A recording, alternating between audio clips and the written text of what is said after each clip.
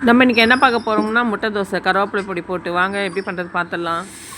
Stove on பண்ணிவிட்டு தோசைகள் போட்டுட்டு மாவு ஒரு கரண்டி ஊற்றியாச்சு, நல்லா தேய்ச்சி விட்டாச்சு.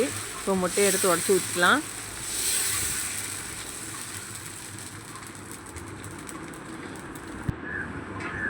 முட்டை ஊற்றியாச்சு, நல்லா தேய்ச்சிக்கலாம்.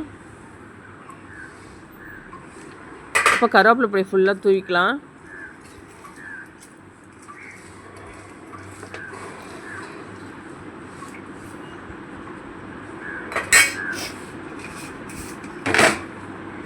நம்மளுக்கு சட்னிலாம் வேண்டாம், அந்த பொடி போட்டே சாப்பிட்டுடலாம். சுற்றி எண்ணெய் விட்டுக்கலாம்.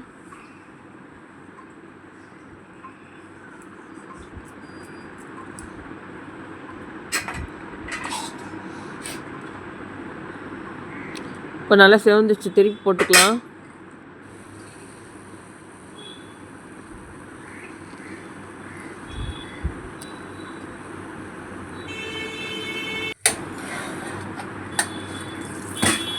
செம்ம டேஸ்ட்டாக இருக்குங்க இந்த கருவேப்பிலை போட்ட தொட்டு. நீங்களே ட்ரை பண்ணி செவந்துச்சு, பிளேட்டில் மாற்றிக்கலாம். இன்னொரு தோசையும் போட்டுக்கலாம்.